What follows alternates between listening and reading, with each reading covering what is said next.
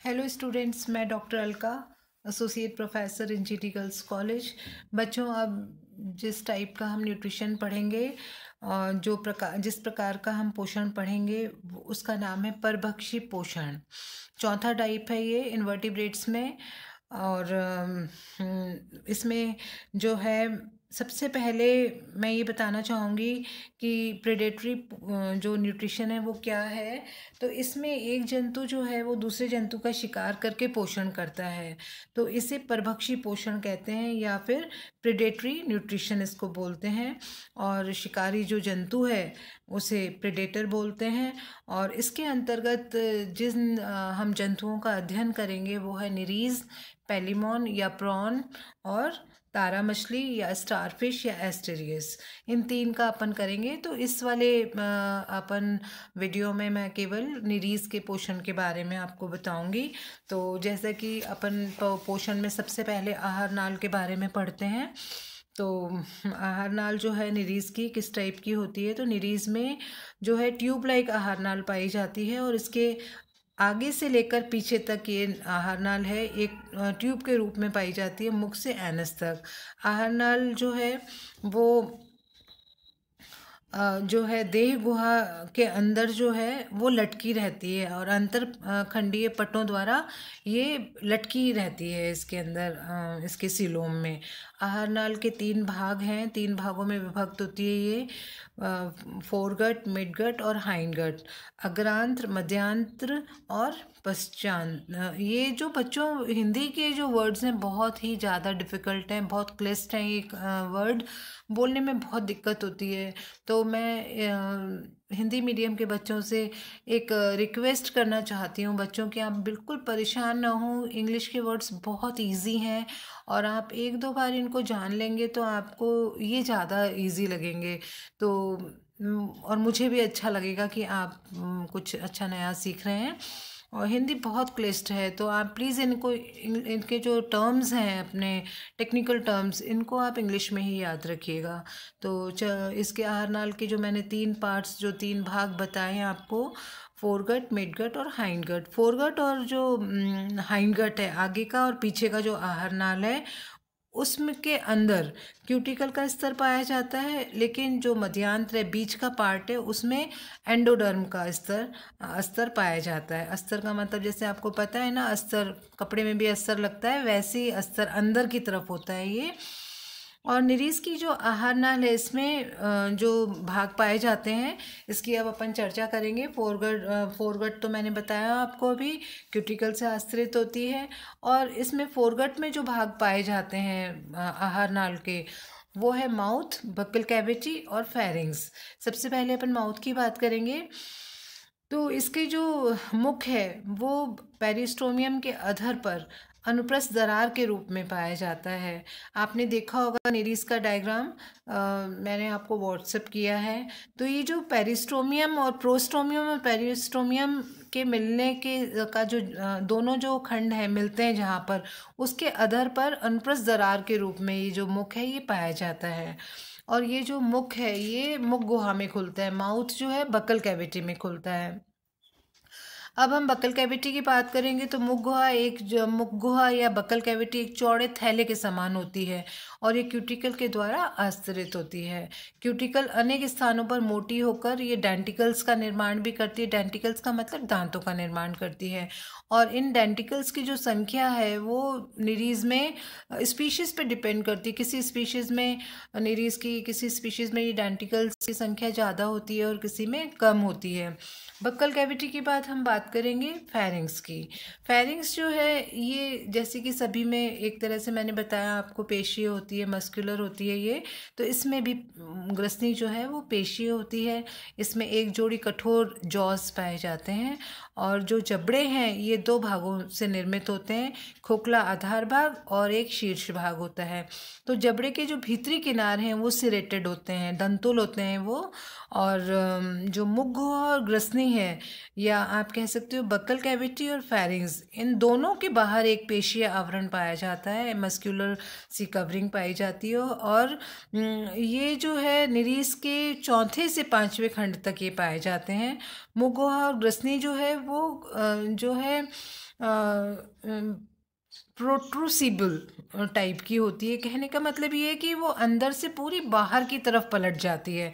आपने देखा है डायग्राम कि इसमें एक तो बिल्कुल नॉर्मल है, और एक जो है वो एक में तो अंदर है फेरिंग्स, और एक डायग्राम जो मैंने आपको व्हाट्सएप किया उसमें वो जो फेरिंग्स है वो बिल्कुल चिमटे नुमा होकर बाहर की तरफ आ गई है और चिमटे नुमा हो गई है। तो ये जो है ये बहिर्सारी कंडीशन है ये। इससे क्या होता है, जबड़ा जो है वो बाहर निकला हुआ दिख रहा है ना आपको बच्चों, आप अगर डायग्राम देखेंगे तो दिख रहा होगा।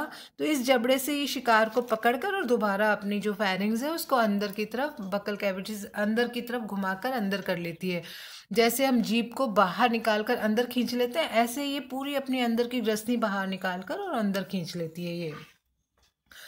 अब ये जो ये जो ग्रसनी है इस और मुख गुहा है, ये जो बाहर निकलने की और भीतर लेने की के लिए इसमें दो प्रकार की पेशियां काम करती हैं, प्रोट्रैक्टर और रिट्रैक्टर मसल्स। इन दोनों की सहायता से ये ग्रसनी को अंदर और बाहर कर सकते हैं। अगर ये दोनों पेशियां ना हो बच्चों तो ये अपनी ग्रसनी को बाहर की तरफ अगर निकाल लेगी तो अंदर नहीं कर पाएगी। तो इन दोनों पेशियों का बहुत बड़ा रोल है इसमें। तो ये जो प्रोट्रैक्टर पेशियां हैं इनके सकुचन से मुख गुहा और ग्रसनी जो है वो पलटकर बाहर आ जाती है और जबड़े बाहर निकलकर शिकार पकड़ते हैं। और रिट्रैक्टर मसल्स जो हैं वो सकुचित होती हैं, तो क्या होता है, ग्रसनी और मुख गुहा जो है भीतर खींच ली जाती है। अब अपन नेक्स्ट जो एलिमेंट्री कैनाल का पार्ट पढ़ेंगे बच्चों वो है ग्रसिका या फिर ईसोफेगस। ईसोफेगस जो है एक सकड़ी नलिका, जो फेरिंग्स है वो एक सकड़ी नलिका में खुलती है जिससे कि अपन ईसोफेगस कहते हैं। और ईसोफेगस के पार्श्व में एक जोड़ी जो है ईसोफेजियल ग्लैंड्स पाई जाती हैं। देख रहे हैं काननुमा स्ट्रक्चर लटका हुआ है और इसको बोलते हैं ईसोफेजियल ग्लैंड। ये शाखा विहीन है, ये इसको ब्लाइंड कैनाल भी इसको बोलते हैं। और ये जो है ये एक छिद्र द्वारा आमाशय आंत्र के में खुलती है ये। अब आमाशय आंत्र की बात करेंगे, स्टमक और इंटेस्टाइन। निरीज में स्पष्ट आमाशय का अभाव होता है, सीधा आमाशय से सीधा वो इंटेस्टाइन में आ जाते हैं, तो इसीलिए आमाशय आंत्र कहलाते हैं ये। इसमें आमाशय एब्सेंट सा होता है एक तरह से। और यह जो है जो ईसोफेगस है वो मतलब ईसोफेगस से ये स्टार्ट होता है, स्टमक इंटेस्टाइन, और धड़ के अंतिम खंड तक ये मलाशय में जाकर खुलता है ये। और इस तरह से ये यहाँ तक मिडगट होती है। और इसकी उपकला स्तर में जो ग्रंथिल सेल्स पाई जाती हैं, इन सेल्स द्वारा क्या होता है, डाइजेस्टिव एंजाइम जो है उसका श्रावण होता है। तो किसके उपकला स्तर द्वारा, स्टमक इंटेस्टाइन के। ये चीज़ आप याद रखिएगा बच्चों। जो पाचक एंजाइम्स होते हैं, डाइजेस्टिव एंजाइम्स होते हैं, वो ऐसे होते हैं कि वो कार्बोहाइड्रेट, फैट, प्रोटीन तीनों को ही पचाने में सहायक होते हैं। अब अपन जो लास्ट का पार्ट इंटेस्टाइन की बात करेंगे, हाइंडगट, वो है रेक्टम। इसको हाइंडगट कहते हैं, क्यूटिकल द्वारा आस्तरित होता है ये जो अंतिम खंड होता है पिजिडियम निरीज का, उसमें ये पाया जाता है और गुदा द्वारा बाहर खुलता है। गुदा मीन्स एनस के द्वारा। अब जो है हमको हिस्टोलॉजी में नहीं जाना, आपकी इसमें दे रखी है हिस्टोलॉजी, लेकिन अपन अब पढ़ेंगे फूड फीडिंग और डाइजेशन। फूड तो ये मांसाहारी जंतु है, छोटे क्रस्टेशियन जंतुओं को खाता है। और चूँकि जो निरीज की हैबिट है वो बिलकारी है, बिलों में रहता है, तो बिल से अपना सिर जो है वो बाहर निकाले रहता है। और जैसे ही कोई शिकार उसके बिल के सामने से गुजरता है तो ये अपनी जो ग्रसनी है उसको बाहर निकाल कर और उसे जबड़ों की सहायता से पकड़ लेता है। उसके बाद इजेशन आएगा। इजेशन मतलब आसन विधि, उसको अंदर ले जाएगा। फिर शिकार को पकड़ते समय जो प्रोटेक्टर मसल्स होती हैं वो संकुचित होती हैं। जैसे ही शिकार पकड़ लिया तो प्रोटेक्टर मसल्स जो हैं वो उनमें संकुचन पैदा होता है, जिससे कि क्या होगा, ग्रसनी और मुख गुहा जो बाहर आ गई होती हैं और शिकार को जबड़े में पकड़ा हुआ होती हैं, वो जो है रिट्रैक्टर मसल्स के संकुचन से शिकार सहित मुख और ग्रसनी के भीतर खींच ली जाती हैं। तो ये कुल मिला के दोनों पेशियों का काम है ये प्रोटेक्टर और रिट्रैक्टर मिसल। प्रोटेक्टर जो है वो बाहर फेंकती है ग्रसनी को, और रिट्रैक्टर जो है वो अंदर, जैसे ही संकुचित होती है तो वो अंदर आ जाती हैं। बस इतना सा आपको याद रखना है, कंफ्यूज होने की ज़रूरत नहीं है आपको। इसके बाद आएगा इसका पाचन। तो निरीज जो अपना भोजन करती है उसको किस तरह से पचाती है, तो पाचन के लिए मैंने आपको बताया एंजाइम्स का श्रावण जो है वो इसोफेजियल ग्लैंड्स द्वारा होता है या मिडगट की उपकला द्वारा किया जाता है। इसमें एमाइलेज, प्रोटीएस और लाइपेस एंजाइम जो है वो स्रावित होते हैं। तो जो एमाइलेज से वो स्टार्च का पाचन करता है। प्रोटीएस जो होते हैं वो प्रोटीन का, और लिपिड्स का लाइपेज जो एंजाइम्स हैं वो लिपिड्स का पाचन करते हैं। और फिर आहार नल की गुदा में जो होने वाला ये जो पाचन है वो कहलाता है एक्स्ट्रा सेल्यूलर डाइजेशन। इसके बाद पाचन के बाद आएगा बच्चों अवशोषण, एब्जॉर्प्शन। अब ये जो पचित भोजन है इसका जो एब्जॉर्प्शन है वो आमाशय आंत्र द्वारा किया जाता है, स्टमक इंटेस्टाइन द्वारा किया जाता है। उसके बाद है इजेशन की क्रिया। अब इजेशन में क्या है, अपचित और अवशिष्ट जो भोजन होता है वो मलाशय में एकत्रित हो जाता है, मलाशय में रेक्टम में, और इसको फिर गुदा द्वारा या एनस द्वारा बाहर की तरफ इजेक्ट कर दिया जाता है, वही क्षेपण कर दिया जाता है। तो ये कहलाता है इजेशन। तो मैं बच्चों दोनों ही टर्मिनोलॉजी बताती हूँ आपको।